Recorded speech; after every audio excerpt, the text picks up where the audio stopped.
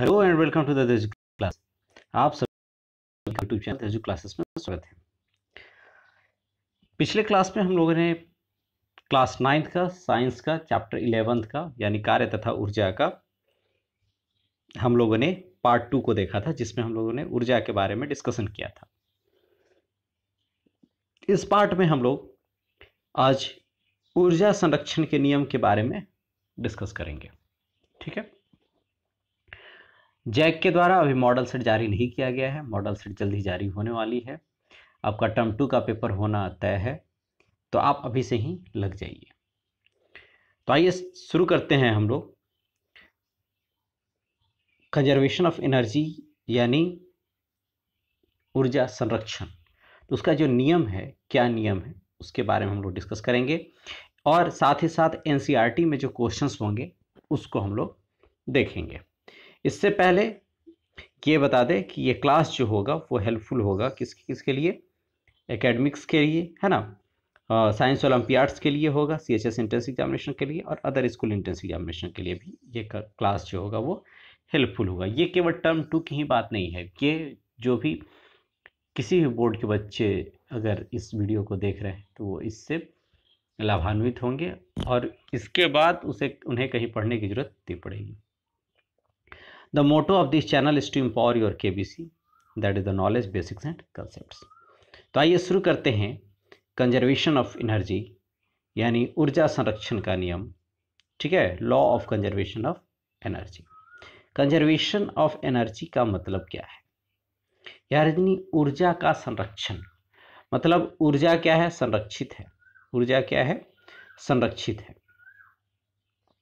कैसे संरक्षित है भाई?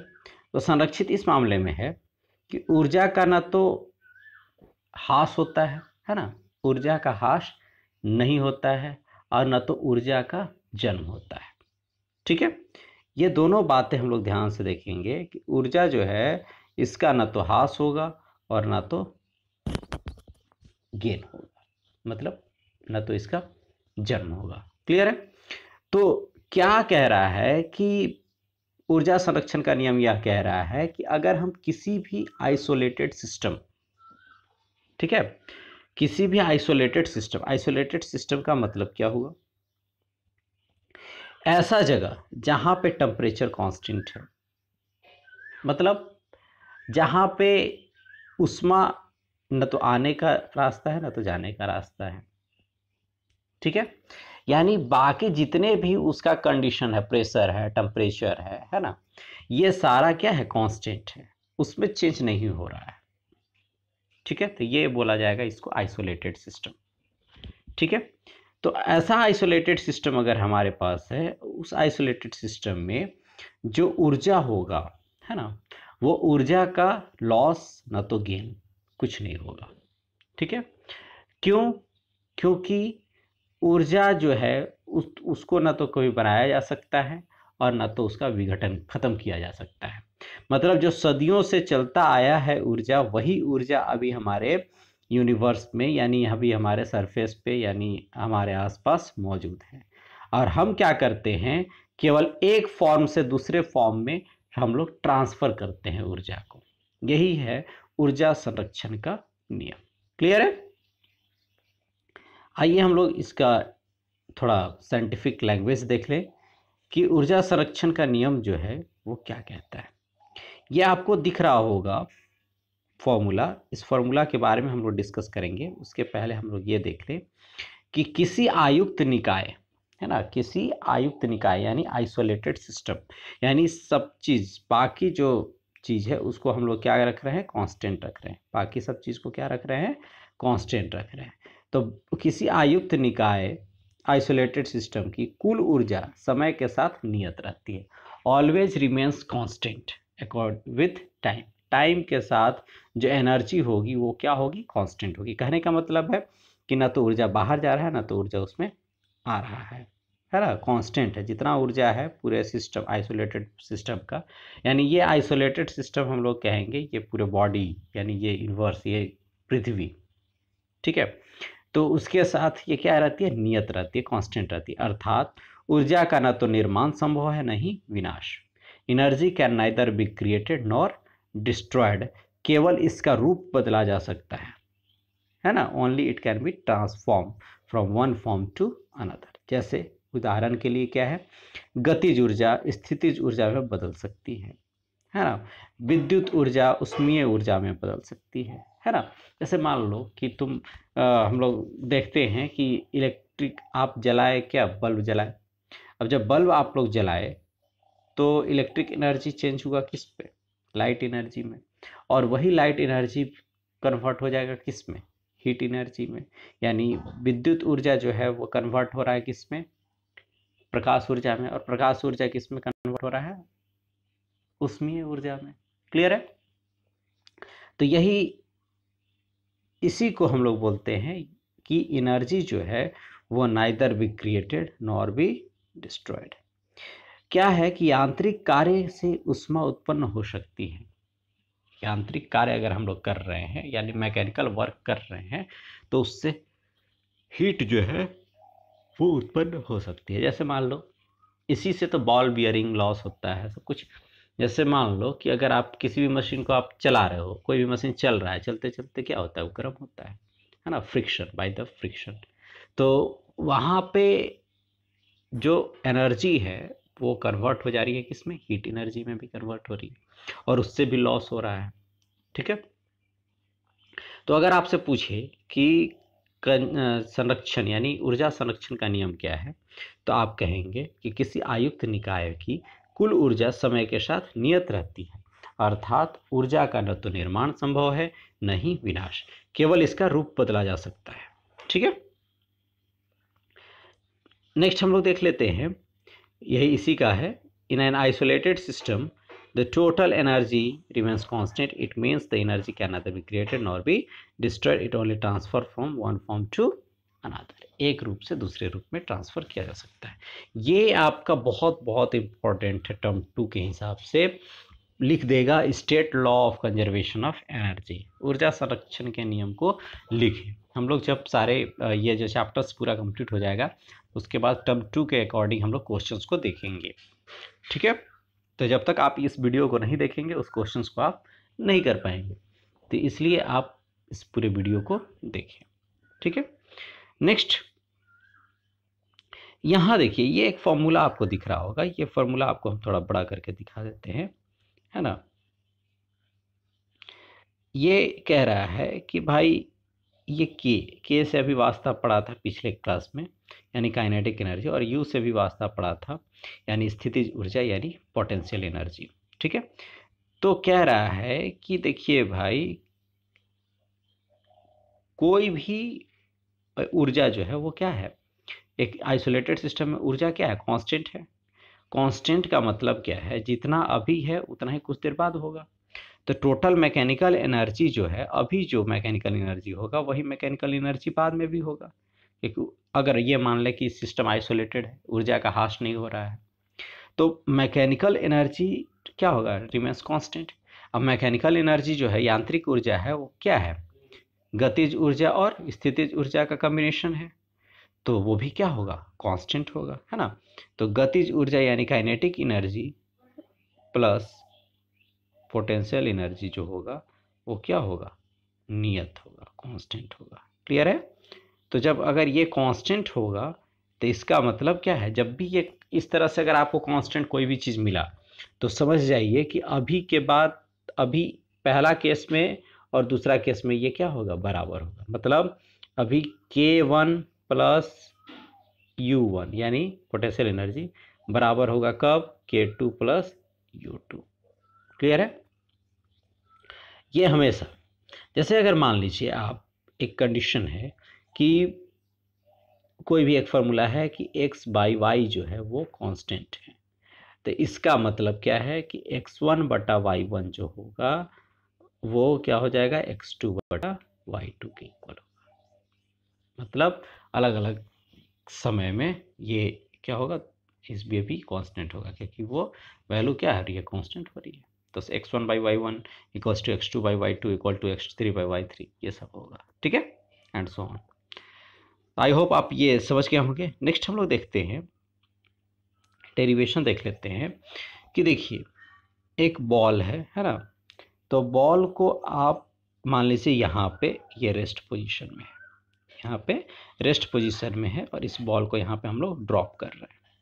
तो यहाँ से यहाँ तक का डिस्टेंस जो है वो x है, यहाँ दिख रहा है आपको x, और यहाँ से यहाँ तक का डिस्टेंस h माइनस एक्स है, केवल क्योंकि टोटल डिस्टेंस कितना है h है। क्लियर है? तो इस पॉइंट पर हम लोग क्या बोले कि टोटल मैकेनिकल एनर्जी क्या होगी, कांस्टेंट होगी। तो मैकेनिकल एनर्जी इस पॉइंट पर, पॉइंट ए पर ऊर्जा क्या होगी, ठीक है, एनर्जी एट ए क्या होगी, energy at A PE plus K E, PE plus K ई। अब बताइए यहाँ पे वेलोसिटी इसकी क्या है, जीरो, क्यों, क्योंकि रुकी हुई है। तो जब वेलोसिटी जीरो होगी तो इसकी वैल्यू क्या हो जाएगी, जीरो। और पोटेंशियल एनर्जी क्या होगी, इस मैक्सिमम हाइट पर होगा, इसका पूरा हाइट मैक्सिमम एच है, तो क्या हो जाएगा एम जी एच। तो यानी ई ए एट पोजिशन ए, ई ए बराबर क्या हो रहा है, M G H plus zero है, तो कोई मतलब नहीं है। क्लियर है? अब हम लोग क्या निकालेंगे, बी पर, किस पर, बी पर इसकी ऊर्जा क्या होगी। तो बी पर ऊर्जा निकालने के लिए आपको क्या जरूरत है, के ई, सबसे पहले के ई निकालते हैं। तो के ई क्या हो जाएगा, 1/2 एम भी स्क्वायर। ठीक है? अब इस प्लेस पे वो कितना डिस्टेंस कवर किया, यहां से यहां आने में x, कितना डिस्टेंस, x डिस्टेंस। क्लियर है? तो जब x डिस्टेंस कवर किया तो हमको क्या पता है कि v square minus U square बराबर 2ax होगा। x डिस्टेंस कवर कर रहा है, अभी हम लोगों ने देखा ना, ये इसको थोड़ा छोटा कर देते हैं।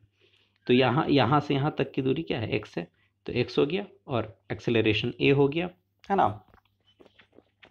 डाउनवर्ड जा रहा है तो एक्सेलरेशन इसका क्या हो जाएगा, डी जी कर देते हैं। क्लियर है?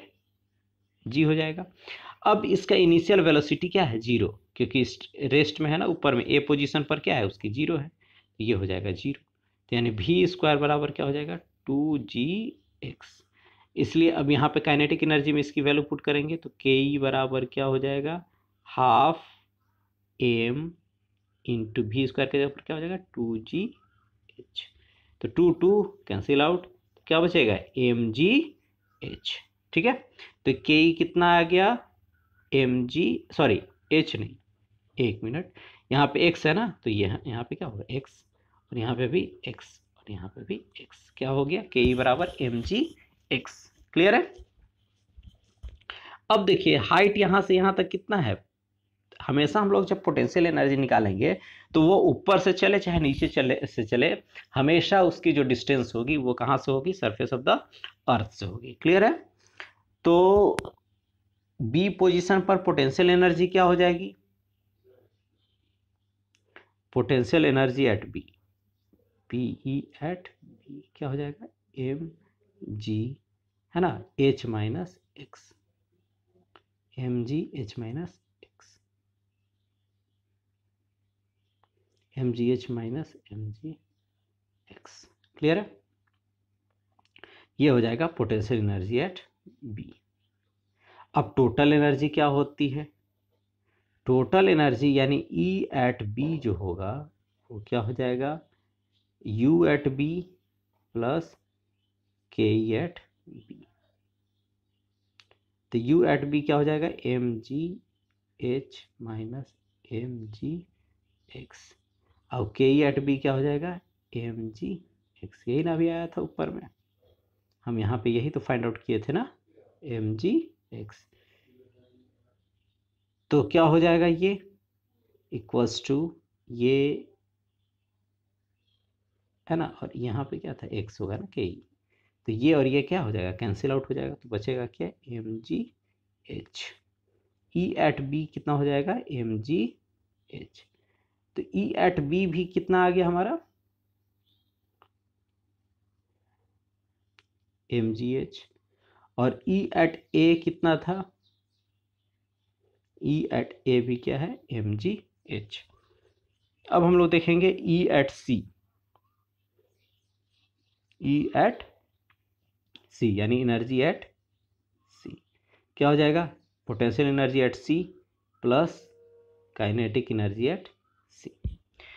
तो potential energy at C, height क्या है, सी पोजीशन पर, सी का है ग्राउंड है ना, तो जब ग्राउंड है तो हाइट कितनी हो जाएगी बताइए, इस पोजीशन पर हाइट कितनी हो जाएगी जी।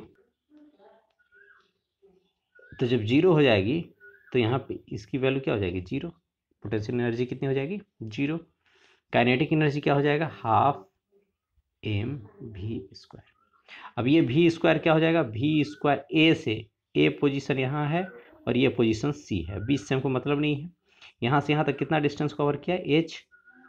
तो V square minus U square बराबर क्या हो जाएगा, 2gh। अब ये u तो जीरो हो जाएगा ना, तो वी स्क्वायर बराबर क्या हो जाएगा, 2gh। क्लियर है। तो के क्या हो जाएगा, हाफ एम वी स्क्वायर के जगह पर क्या हो जाएगा, 2gh, 2 कैंसिल आउट यानी mgh।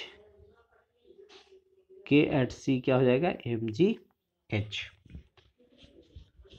तो इसका मतलब क्या है कि u at C, sorry e at C, U C हो जाएगा जीरो और के सी हो जाएगा mgh।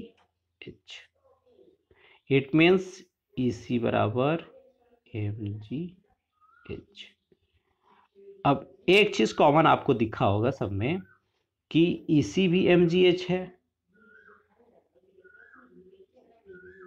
ई बी भी mgh है और ई ए ये भी क्या है, mgh है। क्लियर है। तो E एट ए भी mgh, E एट बी भी mgh और E एट सी भी जो होगा वो भी क्या होगा, mgh होगा। तो ये तीनों वैल्यू जो होगा वो कितना होगा, mgh होगा। यानी हम लोगों ने देखा कि किसी भी पोजीशन पर जो एनर्जी है हाइट के अकॉर्डिंग जब हम, है ना, तो वो कितनी हो रही है, कांस्टेंट हो रही है, यानी mgh वही है ना, हर समय क्या है, कांस्टेंट है, एनर्जी इज कांस्टेंट। क्लियर है। तो ये है conservation of energy, law of conservation of energy का डेरिवेशन। अगर डेरिवेशन पूछता है तो हम इस तरह से इसको डिराइव कर देंगे। क्लियर है। नेक्स्ट हम लोग देखेंगे, अब हम लोग क्वेश्चंस की तरफ बढ़ते हैं, एनसीईआरटी क्वेश्चंस। एनसीईआरटी क्वेश्चन जो दिया हुआ है उसको हम लोग बनाने की कोशिश करेंगे। क्या कह रहा है, क्वेश्चंस को देखिए कि 40 केजी द्रव्यमान का एक पिंड धरती से 5 मीटर की ऊंचाई पर उठाया जाता है, 5 मीटर की ऊंचाई पर उठाया जाता है, इसकी स्थितिज ऊर्जा कितनी होगी। तो हाइट कितना हो गया 5 मीटर, द्रव्यमान कितना है 40, तो अगेंस्ट कितना रहेगा, गुरुत्वाकर्षण बल के अगेंस्ट में कितना है ऊर्जा इसका खपत होगा, तो 40 इंटू जी कितना है, जी की वैल्यू 10 मीटर पर सेकेंड लेने के लिए कह रहा है, इंटू 5 यानी 2000 न्यूटन, अरे sorry Newton force into distance, Newton metre, ये ना, यानी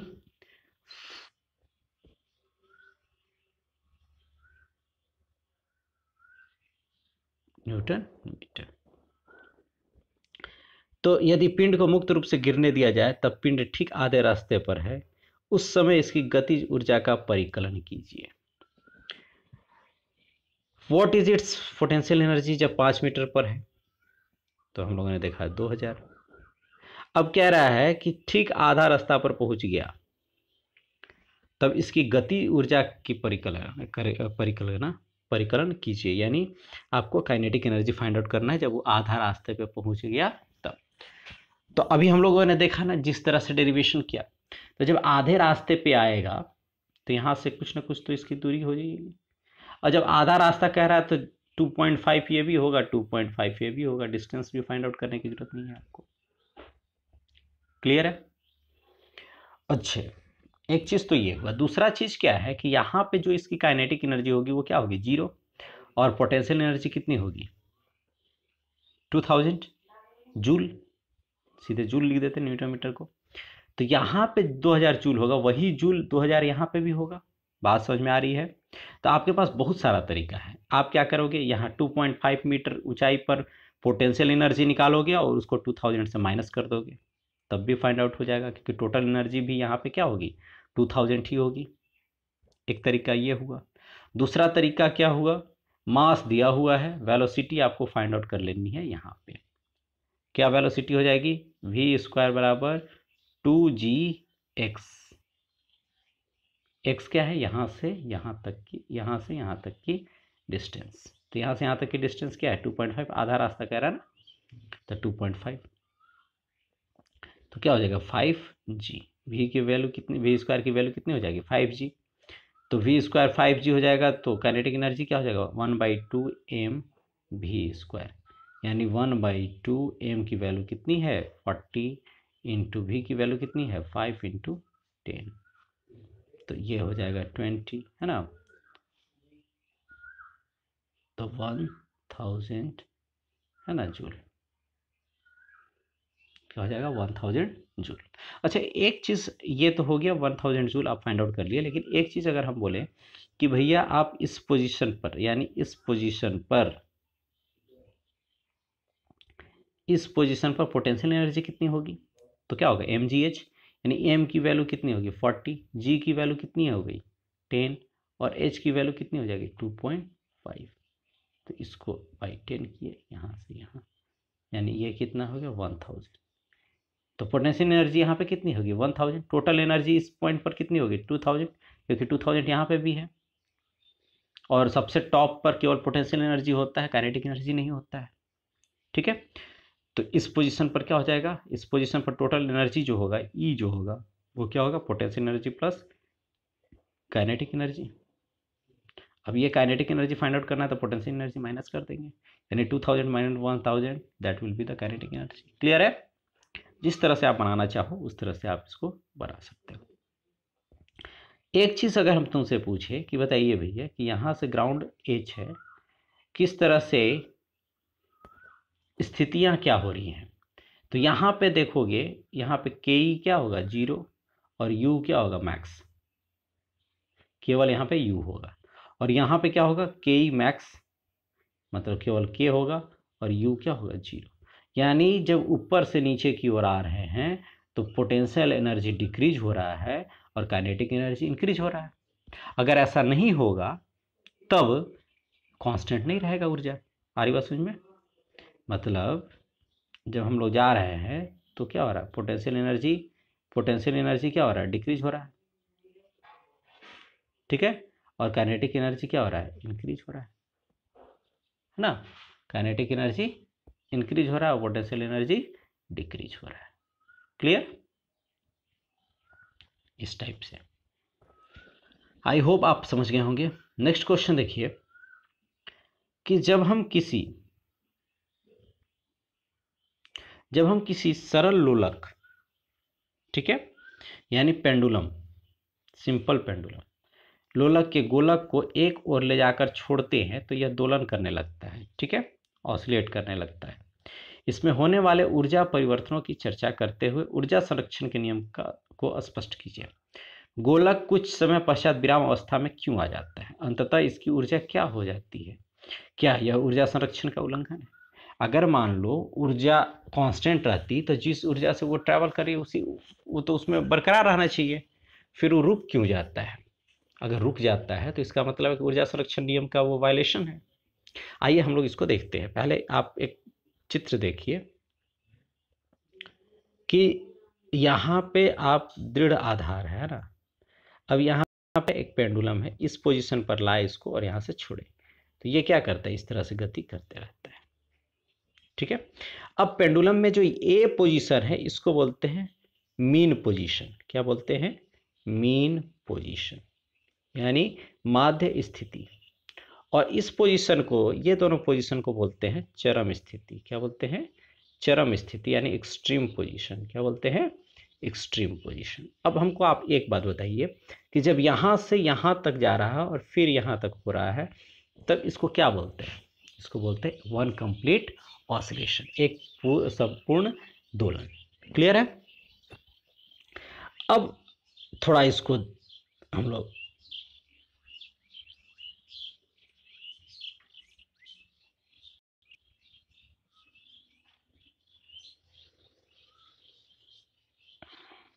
एक मिनट, चलिए यहाँ पे जब बी पोजीशन से सी पोजीशन की ओर जा रहा है, तो जब ये पोजीशन पर है, ये मीन पोजीशन हुआ, तो यहाँ पे यू क्या होगा, जीरो। यू क्या हो जाएगा, जीरो। यू यानी काइनेटिक सॉरी डिस्टेंस, एच यानी पोटेंशियल एनर्जी। तो एच यहाँ पे क्या है, जीरो। यहाँ पे एच मैक्सिमम होगा, यहाँ पे भी एच क्या होगा, मैक्सिमम होगा। इस पोजीशन पर यू क्या है, जीरो, रुक गया है ना, तो वेलोसिटी जीरो होगी। और इस पोजीशन पर यू मतलब वेलोसिटी जो होगी भी, ये क्या होगी, मैक्सिमम होगी। तो यहाँ पे काइनेटिक एनर्जी इसका जीरो, पोटेंशियल एनर्जी रहेगा, जिस तरह से यहाँ ऊपर में था। तो यहाँ पे और बीच में क्या है, दोनों काइनेटिक एनर्जी और पोटेंशियल एनर्जी। तो यहाँ पे क्या है, ये मीन पोजीशन, ये पोजीशन है, यानी आप ये समझ जाओ इस तरह से, ये हाइट है बीच में। तो यहाँ पे क्या है, यू जो होगा मैक्सिमम, और यहाँ पे भी यू क्या होना चाहिए, मैक्सिमम, अगर इसको पलट दे तो। ठीक है, यहाँ पे काइनेटिक एनर्जी यानी जो गतिज ऊर्जा थी वो मैक्सिमम थी, और पोटेंशियल एनर्जी जीरो। तो यहाँ पे भी क्या होगा, गतिज ऊर्जा मैक्सिमम होगी और पोटेंशियल एनर्जी जीरो। क्लियर। तो अब देखिए, तो आप अगर पूछा जाए तो क्या होगा कि गोलक जब पोजीशन बी पर है, गोलक जब पोजीशन बी पर है, तो मैक्सिमम होगा क्या, स्थितिज ऊर्जा। और जब सी पर है तब भी मैक्सिमम क्या होगा, स्थितिज ऊर्जा। और जब पोजीशन ए पर होगा तो मैक्सिमम क्या हो जाएगा, काइनेटिक एनर्जी यानी गतिज ऊर्जा।